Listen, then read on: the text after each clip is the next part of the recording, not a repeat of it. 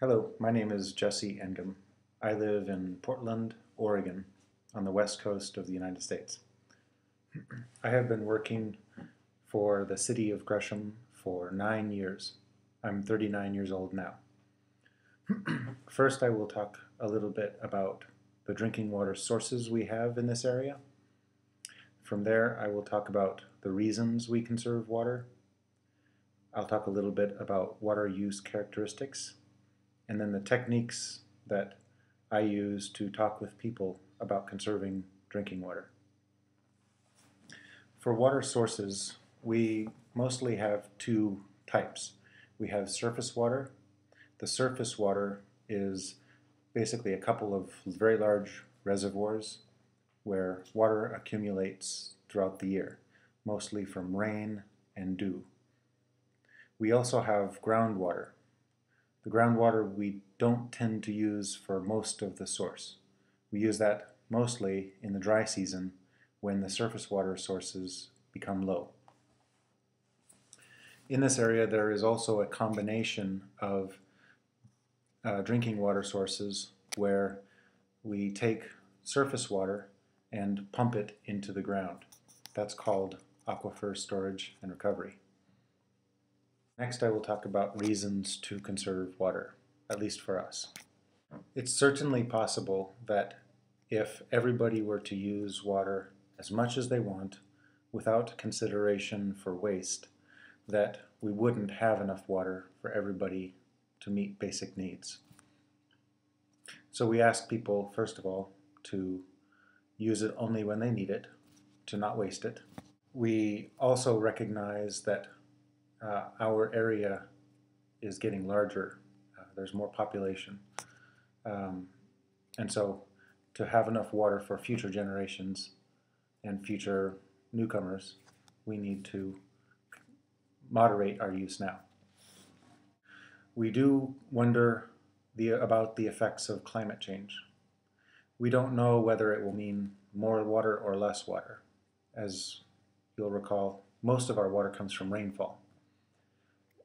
Currently, we think that the main effect of climate change will be that the rain will fall at different times of the year. So in this area, most of the rainfall is in the fall, winter, and spring. The summers here tend to be dry. So with climate change, we expect to see water to fall more throughout the year and in more concentrated events. Another reason that we talk about water conservation is that during summer, residential people tend to double their water use. Okay, so we have a certain level of consumption during the winter, even the spring and fall, but then that water consumption doubles during the summer. That matters to us because we have to size our system, the pumps, pipes, reservoirs, etc. We have to size that to exceed the largest level of consumption that we normally see. Okay? So we have to pay for a much more robust system than we need 3/4 of the year. So most of the time our system doesn't need to be as big as it is. It's just to accommodate that summer consumption.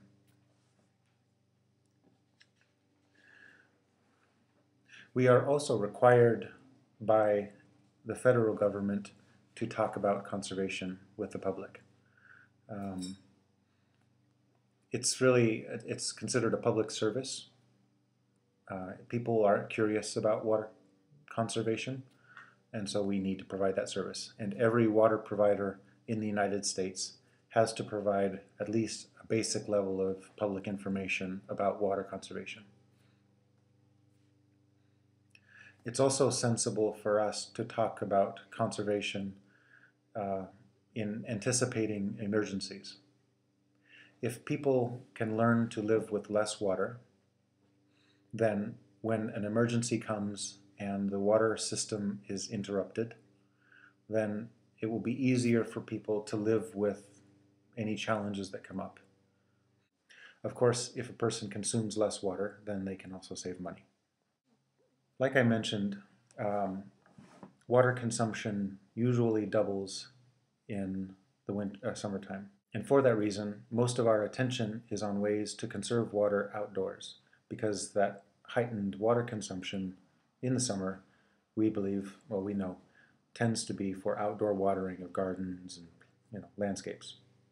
And so we talk about irrigation systems and how to make them more efficient, how to maintain them properly.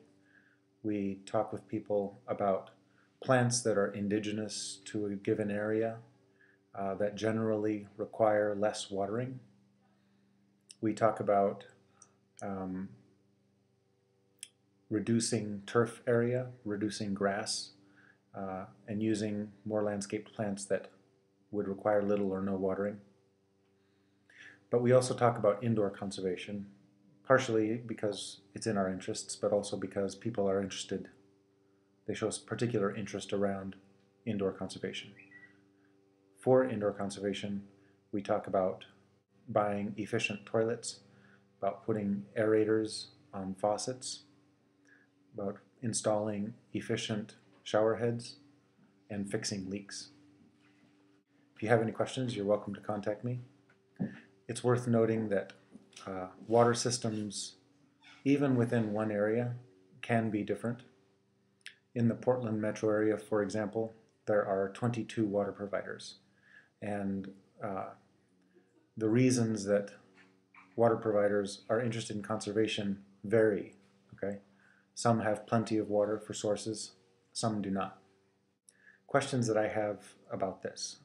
In Japan, I assume that most drinking water comes from aquifers, but maybe that's not the case.